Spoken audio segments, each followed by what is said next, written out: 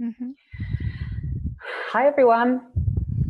Welcome to the Big Creative Fun interview series with me, your host, Sarah Mack. I'm a writer and a mindset coach for multi-passionate creative entrepreneurs who want to have more fun and freedom and earn money for doing the work that they love the most. And I'm super excited to welcome our guest for today. We have Simona Deckers all the way from Frankfurt in Germany. And Simona is an international success and leadership coach and mentor. And today we're going to be talking about how to move beyond problems and drama to success and joy. So a really juicy topic. Welcome, Simona. Thank you so much for joining us. Well, thank you so much, Sarah, for inviting me and for having me. I enjoy so much being here with you, with your audience, and in your group. It's such a pleasure. Yeah, and we're so excited to hear more about what you do. You have a super exciting, amazing coaching practice that I know everyone's going to benefit from all of the incredible tips and value that you have to offer today. So do you want to tell us a little bit about what you do and also kind of how you got to doing this work in the first place? Yes, definitely. So I'm a success and leadership coach and mentor, and I help female entrepreneurs and driven women to achieve phenomenal personal growth and business success, because one thing doesn't go without the other. So personal growth and business success is linked together in my approach and in my work. And I'm a coach since 2012. I started my practice 1st of January 2012. So I wanted to start with this very magical year. I wanted to start into my dream life into 2012, and it was on purpose that I chose that date. Yes, and so I built the practice since then, and it's a wonderful experience. It's a dream coming true for me, and I pour all my heart in it, and it's such a pleasure. And what's so beautiful is that it's thriving, developing. I always meet new people. I develop this practice. It's just a beautiful experience. Amazing. And so we're going to be talking about how to move beyond problems and drama to success and joy. Do you want to tell us a little bit about like your personal journey with learning those tools and actually being able to apply them with success? Yeah, so my journey is a journey that is actually stemmed by meditation and yoga. I'm also a yoga teacher and a meditation teacher. And when I was 16, I discovered yoga and meditation. So I was quite young when I was exposed to these techniques or systems of personal growth. And I remember when I read my first yoga book. Back then, I lived on the countryside with my parents. There were no yoga teachers around. There were no yoga classes, nothing. And I had this book falling into my lap. Literally, it was like a miracle that I got this book.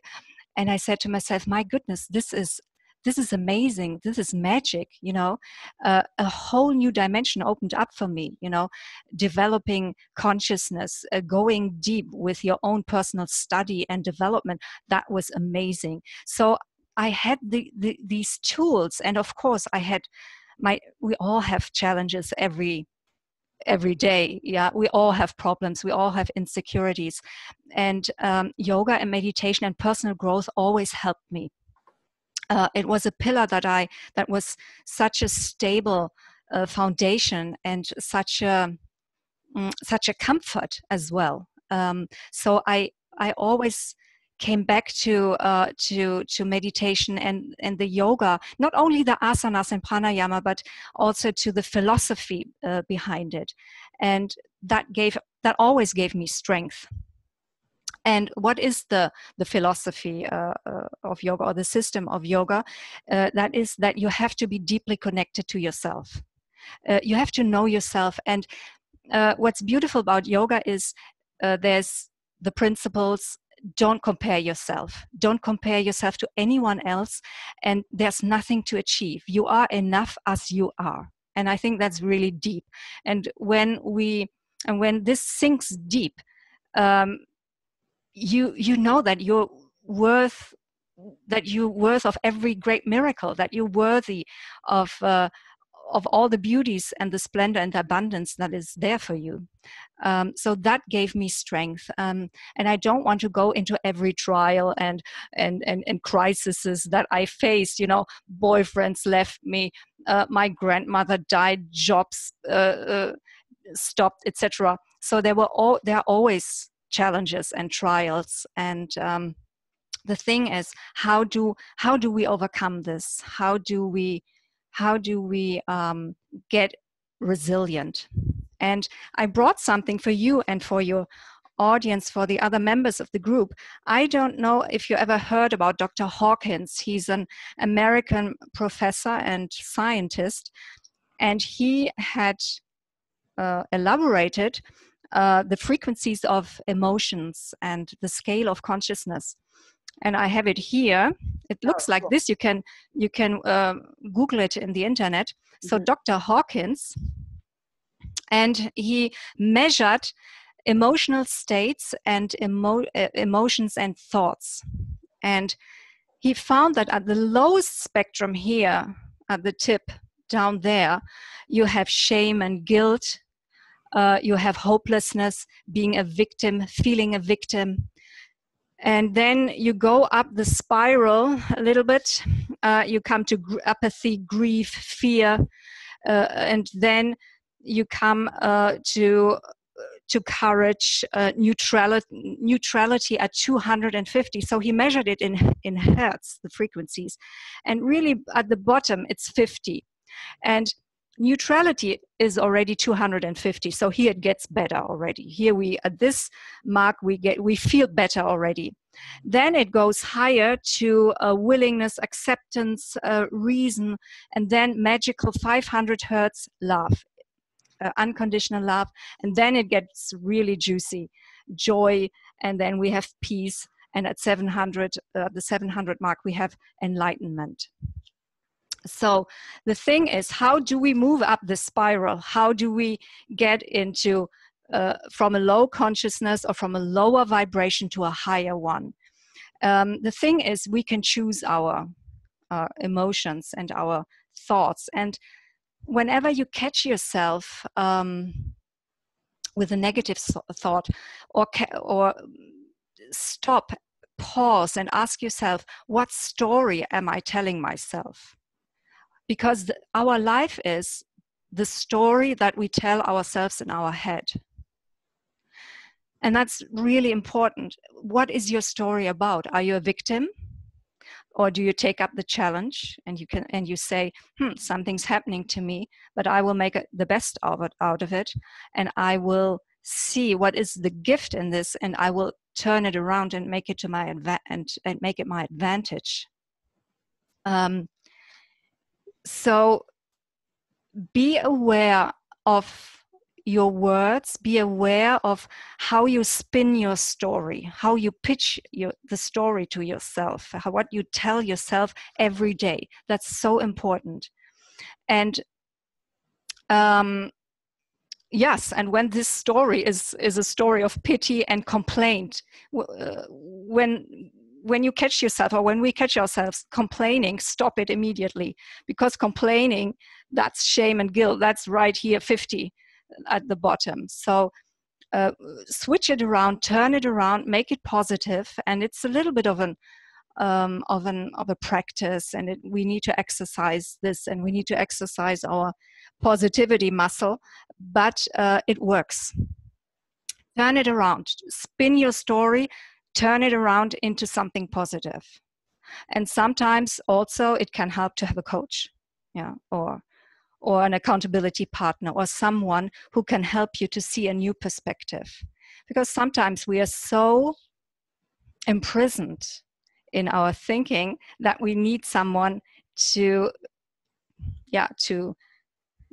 pick us up, to dust us off, and to make us see in what we are trapped. Totally, I love that, and I think I love this kind of like simple, like linear understanding of emotions, because I think it makes it a little more of an easier field to navigate than just emotions that are all over the place coming from nowhere. Like I kind of like thinking about them on that scale, just because that's, you know, really how we've been accustomed to thinking, is in a linear way, even though we really don't operate in a linear way all the time. Yes. And but I think just seeing it like that is really, really helpful. And just to picture and ask myself, like, where am I on the scale right now, and what would be a step in a direction that's going to take me higher.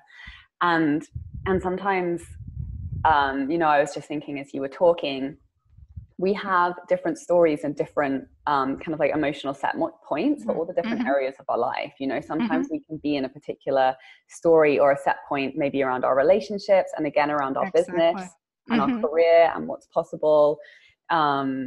So yeah, as you say, I mean, that's really what coaching, really the power and the value in coaching, is having somebody to reflect those stories back to you and be a little bit more objective and say, well, like, where can we go somewhere that's a little bit more supportive in this story that's creating these emotions for you. Exactly. And emotions and thoughts are arising, you know, like they just come and go, and you don't need to believe every thought that you think. You know, there's a beautiful quote, you know, sometimes some of my thoughts are so insolent, I can't tolerate them all, you know, so just dismiss some thoughts as well. You know, don't have to accept them all as ultimate truth. Yeah. So you choose what is your truth. You choose which ones are the good ones to focus on, the positive ones, the highly charged ones, etc. Because one thing is for sure, when you're trapped down here at the lower scale, nothing good can happen to you, because energy is so contracted, so constricted. Nothing can come to you, nothing of abundance, nothing good, nothing affluent can come to you. Yeah. So if you desire success and prosperity and well-being and vitality, you have to move up. We all have to move up for this. And to move into more expanded states. So this here is expanded. This is small and constricted. Doesn't lead to nowhere. You can't manifest there. Yeah. So it's really important for your life, for your quality of life, to think better thoughts. Yeah. To think more positive thoughts. Yeah, and I think it's really important bringing yoga and meditation into the conversation, because that's really the tool that we use to gain that awareness of where we are, you know, to really kind of like move outside of ourselves, take an objective look, detach, and just have that awareness. Because sometimes, you know, we can just we're like running away with our emotional patterns and behavior patterns and thought patterns without even recognizing how we're shooting ourselves in the foot sometimes. Yes, absolutely. It's so important to take time for ourselves, to stop and breathe. And especially when we build our own businesses and creative people with lots of things going on, it's so important to stop. You know, what's going on right now, a mindfulness practice, or coming back to presence, and always making an inventory. What is good for me now? What do I want? Always taking this inventory, always self-reflecting, and also feeling what gives me energy, what enhances my mood, or what is good for me, what lifts me up, and what drains me of energy.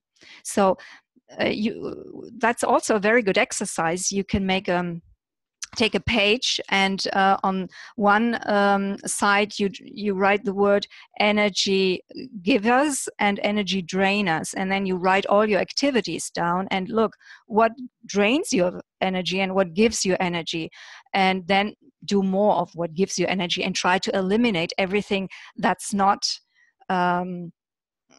making you happy. Yeah. So that's a good exercise as well, because you need to know what's sucking the lifeblood out of you. You know, you can't accept that in an abundant life. For sure. And yeah, and just again having that objectivity it all comes down to choice, and the fact that we always have a choice about the activities, you know, the people, the words, the stories that we create space for and that we entertain. Yes. And I think, that idea of, if anything ever feels, you know, outside of our control, or you know, we're slipping into that victim mentality, that we don't have control over the way that we're feeling, to just come back to that, taking 100% responsibility. Absolutely. For our own lives and for the way that we feel, because we always have something that we can do, a tool that we can reach for, you know, a shift in perspective, a shift in, you know, location, environment, conversation, that will just take one step further towards the way that we want to feel, rather than, you know, getting stuck in the rabbit hole. Yes, absolutely. That's important to know that you always have the choice, and when something is not going as you want it to go, then turn around, go into the other direction, and first of all, choose joy, choose more loving atmosphere, a more loving mood, and do everything you can to enhance this. I mean, this can be going to a manicure, taking a manicure, or taking a bath, or going to a yoga class, or seeing a friend, or doing something that you love, and that instantly lifts up your mood. So it can be quite easy. Yeah, it can be easy. I know it can also be very difficult as well. Yes. A tool and a resource that I found super helpful in times like those, like especially when I went through a period of time of very ill health, which can, you know, especially it was a long-term thing. So it can feel a little bit like, well, I'm stuck. Yes. But what I would always go to is the Abraham Hicks videos on YouTube. And I love the way that they talk about, they're like, if, you know, if one subject is making you feel miserable, just change the subject. Just, you know, there's a million things that you can focus on. There's going to be something that you can focus on that's going to like take your mind off it and make you just feel more calm and joyful. You know, if there's a situation where like you really feel out of control, and, you know, it's really not going the way that you want, or you don't have clarity, instead of getting caught up in those stories, just change the topic of conversation for a little while. Like, get to a better feeling place, because from that place, you're much more open and receptive to, you know, different solutions and narratives that you just maybe weren't able to access from that place of, you know, feeling not so good.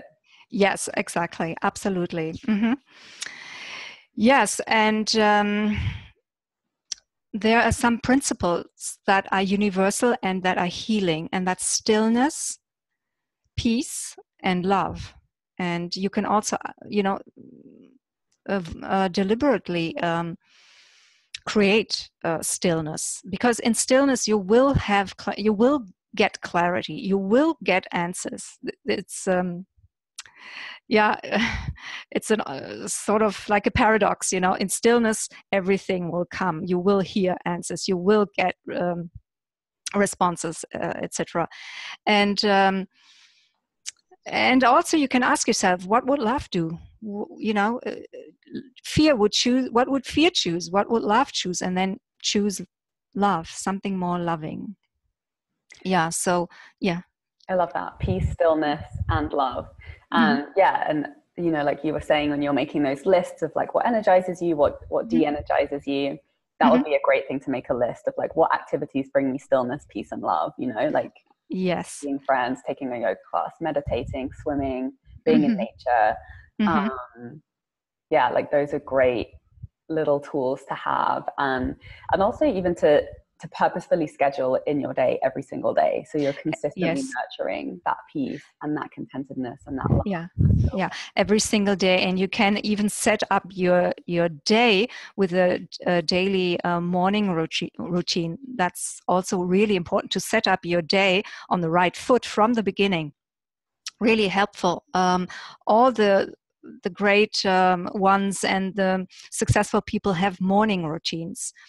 So what is a good morning routine? A good morning routine is meditating, starting with stillness and connection to yourself. Then it's hydrating, drinking fresh lemon to clean the body from the inside, to give you also a sharpness in your mind. It's journaling, just decluttering everything that's on your mind, or seeing your visions and your goals already accomplished, writing down what do you have to do today, or what do you have to focus on to get closer to your vision and to your goals, so that you won't get distracted so much during the day, so that you really from the beginning what you're up for.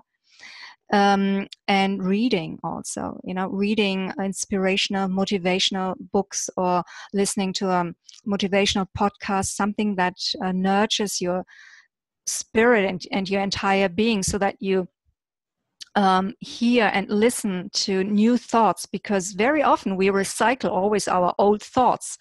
And so it's great to get food for your mind and for your soul with new thoughts, new ideas, new motivation, and that's a great start into the day. And maybe also doing some stretches, a little bit of yoga, a little bit of exercise. That's great too.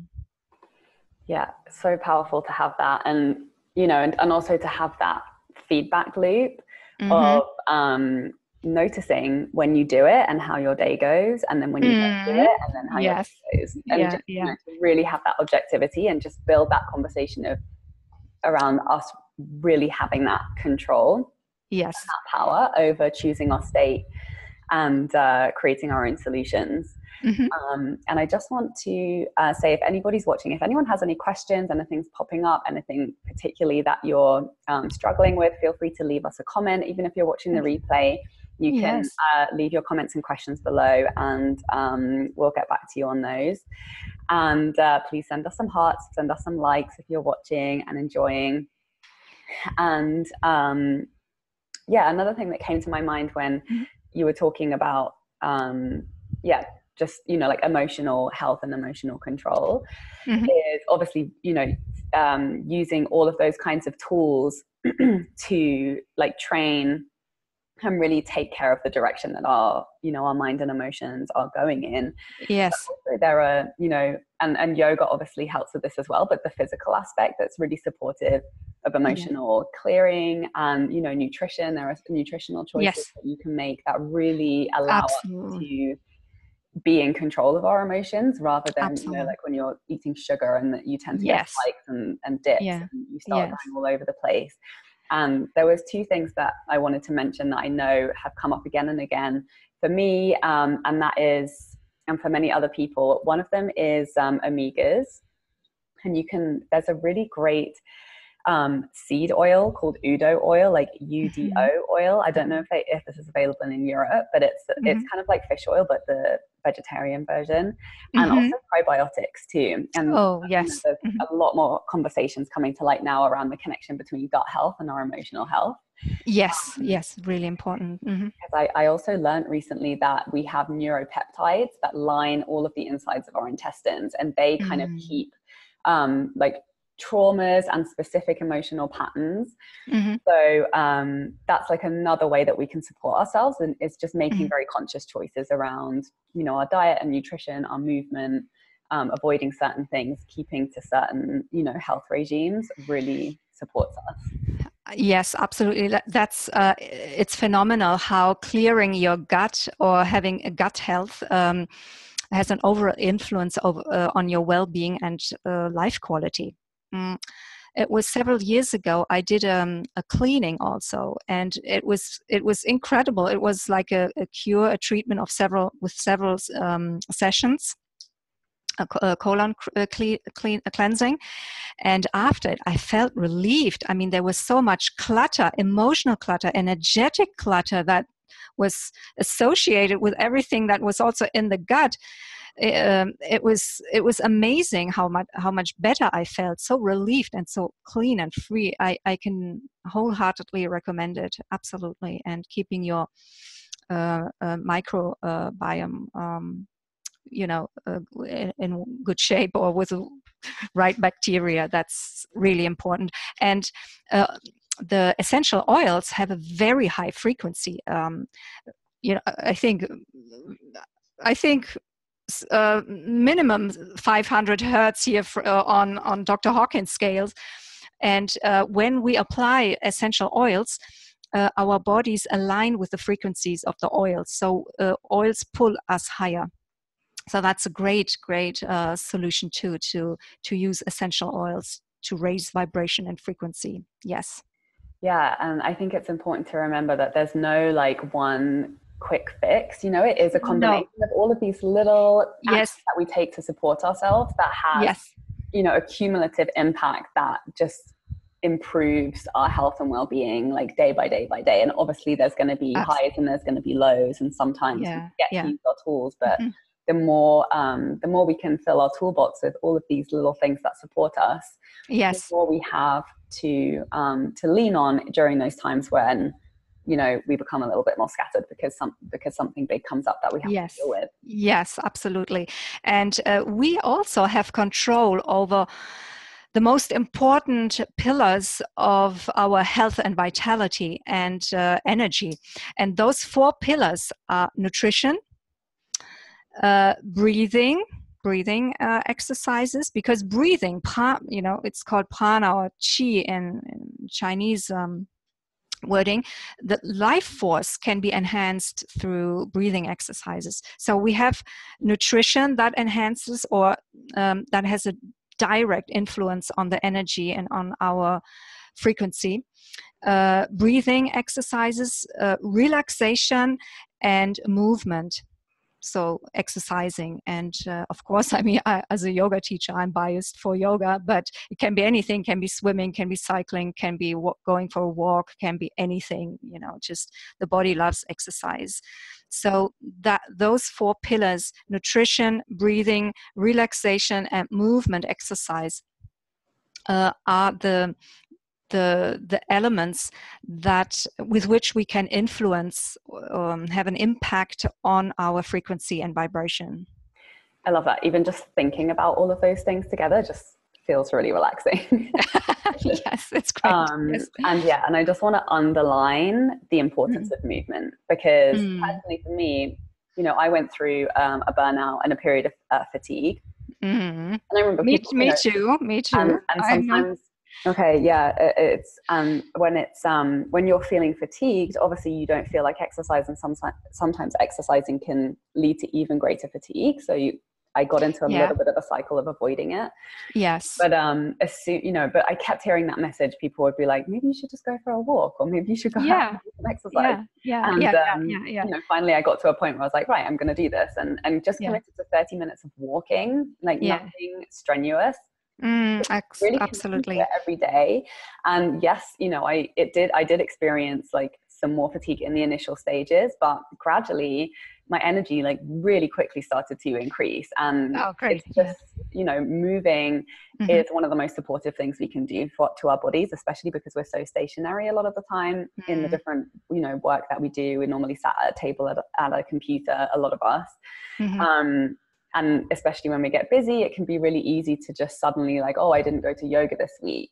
So it's so important that you prioritize movement every single day, because then you don't get into those big dips of where suddenly there's all this emotional buildup that you're having to deal with. And it's kind of a bigger challenge to tackle. It's like taking those little bites on a consistent basis can just be so supportive.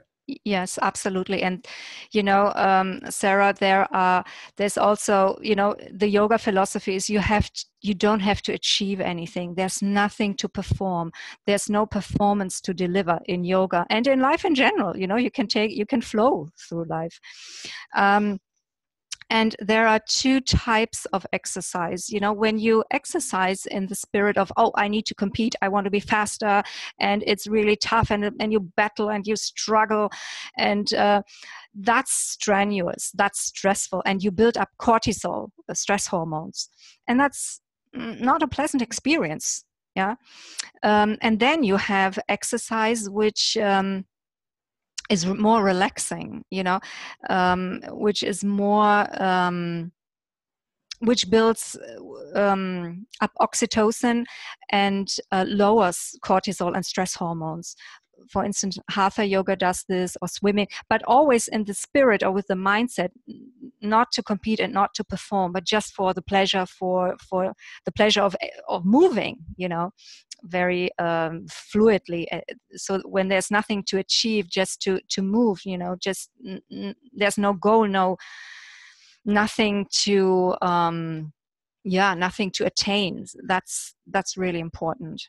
Yeah, that's super important. And yeah, another thing that has really supported me is pranayama. So I would love to hear some of your insight on some breathing techniques, or really to help people to understand why it's so supportive, and why it's important that we do it regularly. Yes, breathing techniques. Your breath is connected to your consciousness. So first, when we start with breathing techniques, we breathe in a certain structure, or we breathe in a certain rhythm, and that rhythm is new, because all of a sudden you don't breathe freely anymore, but there's in a certain pattern or structure. And when you consciousness. So first, when we what's this? Breathing techniques, we I hear myself now. Sorry. Yeah, sorry. Okay, no problem.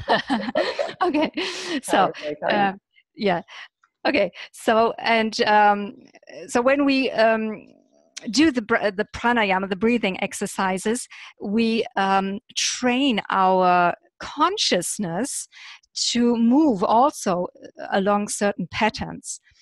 Breath and consciousness are connected. And when you learn to breathe consciously, it's easier for you to choose what you think. It's easier for you to catch your consciousness and to ask yourself, where am I? What am I thinking right now? It's easier. When breathing exercises helps you to be more conscious and mindful. But breathing exercises also enhance prana, life force. You have more energy, and there are even theories, or I wouldn't even say it's a fact, that with pranayama we get so much more life force. Only just with eating we get 30% of our vitality, and the rest is air and breathing. And if you do it in a certain powerful way, you just get more energy. So it can be very energizing, gives you more vitality, gives you more life force, prana.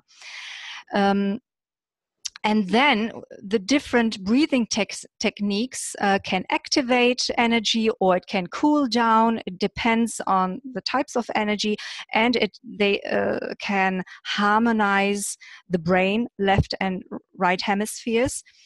They can also harmonize left and right parts of the body, so you feel more at one with yourself. So that's something beautiful. Yeah, that's amazing. I love that. I actually haven't heard of that description before, that when you can control your breath, you can better control what you think. Yes, yeah. And it's really true. It's such a powerful tool to just come back, bring yourself back into your body, into the present moment, out of the story. Absolutely. I think we get very addicted to thinking, and addicted to the emotional highs and the lows that we create from the story, the dramatic stories. Absolutely. That's another really important point. Breathing brings you in the now moment. For some people, it's so difficult to be in the now moment, to leave the thinking aside, because we're always in the past or in the future, and to be in the present moment, to experience presence. That's through concentration on the breath, because you can only breathe in the now moment. You can never breathe in the past. You cannot breathe in the future. It's always now. So yes, that's a powerful tool. And to be in the now moment, and the now moment is a moment of power and choice. Yeah. Do you have any tips or tools or strategies that you implement for kind of checking in and making sure you're not running away in a story, and you're coming back to the present moment kind of throughout your day? Take breaks. Maybe you can even set your alarm clock, every hour.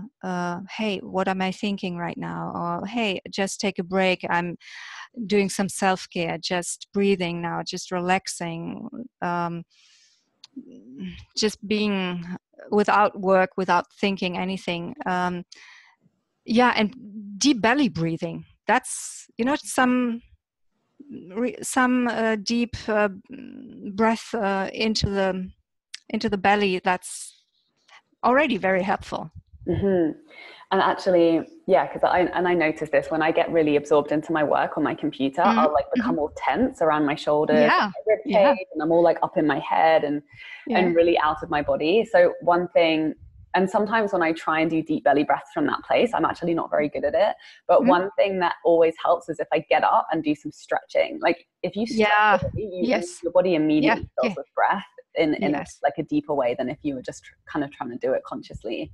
Or sometimes I even like just doing some stomach crunches or something like that, or some jumping jacks, because that really just gets the breath flowing, and you can feel all of the stress releasing just through breathing. Yeah, absolutely. The breath is a super powerful tool, and it's undervalued or sometimes underestimated. People think, breathing, what can that bring? But it's more powerful than asanas, than the poses. It's as powerful as meditation. I mean, breathing exercises and meditation, if you have one thing to choose, meditation and breathing exercises, that it's so important, it's so effective and so super efficient, more efficient than anything else. And with the belly breathing, when we are in different emotional states, we breathe in a certain pattern. For instance, when we're angry, we have a certain breathing pattern. When we sleep, we have a certain breathing pattern. When we are happy, we have a certain breathing pattern. And deep belly breathing is the pattern of being confident, at peace, being calm. And because breath and consciousness are linked, through adopting a peaceful style or pattern of breathing, you can bring peace and confidence into your mind and your body, because it's linked. And Yeah, it's so interesting that you point that out, because I think that's the thinking behind Kundalini yoga. Because it's basically, it's not so much movement in an asanas, like what is the most commonly known yoga, but it's a lot of seated meditations with breathing exercises. I mean, I'm a hatha yoga teacher, but I know the Kundalini yoga wants people to support for enlightenment, and it's all about rising energy, rising the Kundalini, and that's what they do, breathing and meditating. Yes, it's very powerful, super powerful. Yeah, and I actually just discovered a really great resource for Kundalini yoga videos, which is Gaia.com. It's like GAIA.com, and they have lots of, it's kind of like alternative health and wellness programming. It's kind of like a Netflix. You subscribe each month, and they have a really great catalog of Kundalini yoga videos. And that's actually a really great one to do if you are feeling kind of like exhausted or burnt out or fatigued, and you don't feel like doing a lot of movement, but you want to re-energize. Because it's amazing how just from sitting down and doing breathing exercises for 20, 30 minutes can generate so much energy. Absolutely. Tremendous energy, more than a meal.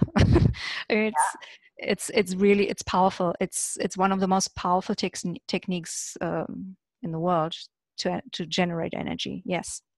Yeah. And to influence your mood, and to influence your state of consciousness and mind. Yes. Yeah, and they they'll target specific organs with the exercises, and like cleaning and balancing all the glands and the hormones. So it's really like a big kind of like internal washing. Yes. So I think this has been such a rich and valuable conversation, really just coming down to the fact that there are so many ways that we can support ourselves in feeling good Yes, and yes, we enjoying can. our life, and Yes. really, like unplugging from the drama. And I think it's also important to mention that we never have to beat ourselves up for getting stuck in a story or a particular Yes. emotional pattern. We're human beings, Mm-hmm. and we're learning about all of these new things, these ways that we can support ourselves and transform, and really, have a healthy consciousness that is taking care of us and taking care of the way that we feel, and just creating more space to enjoy our life, whatever we're going through, and that we have the capacity, even when we are in a difficult time, to Yes. still find moments of joy and stillness and peace and love and connection, and Absolutely. through taking 100% responsibility for the fact that it's always Yes. possible. Mm. We just open our perception to just little ways, and I think also recognizing that intuitively we always know what will serve us in that moment, trusting those ideas that come up, like, oh, I should call that a friend, or maybe I should eat this particular type of meal, or maybe I should research this type of thing, or take a yoga class, or wherever you are in the world, whatever you have access to, whatever your budget, breathing comes for free, and it's the most powerful tool that we have. There's always a tool that we can reach for that will help us to shift to a better Absolutely. Absolutely. And something that's also for free is being in nature and drinking still clear water. Also very powerful hydration. Yeah. That's a message that comes up a lot, when I listen to podcasts, high performers, really, Yes. in every industry, when they're asked, what is one thing that we can do to feel better and have a better life? It's like, actually, we a lot of the time aren't drinking enough water, and that's why we have a headache and we get in a bad mood and things spiral. That's or, true. we're not functioning properly. Mm-hmm. And nature is obviously a huge one, and is really important for me after having lived in Canada. I lived on the West Coast for a while, Mm-hmm. and I've lived in a few different places where I'm just surrounded by beautiful nature, and having experienced that, and then going and living in kind of a more concrete jungle type places, I really noticed the difference on my well-being. Yes. So I'm really picky about where I live now, and make sure I'm always walking distance to a park, or at least some trees or some water or some type of nature where I can just go and connect and feel calm and still. Yeah, that was important for me to live close to a park or close to nature. Is really important to me as well. Yeah. Well, thank you so much for sharing all of this incredible wisdom with us, Simona. And I'd love for you to share, how people can get in contact with you and follow your work. Yeah. Well, thank you so much, Sarah, for having me. Well, you can find me at www.shanticompany.com. That's my website, or I'm also on social media, on Facebook, on Instagram, on Twitter. So you can find me under my name, Simona Deckers, and I would love to take the conversation further, chat with you, meet you. I would be happy to get to know you. Thank you so much, and thank you everyone for watching. If you have any comments or feedback, if you're watching the replay, please drop them below, and we'll be back with more interviews. And thank you so much, Simona. Well, thank you, Sarah, and thank you everyone for watching the live or the replay.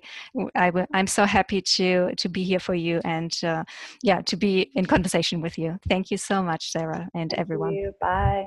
Yeah, bye-bye.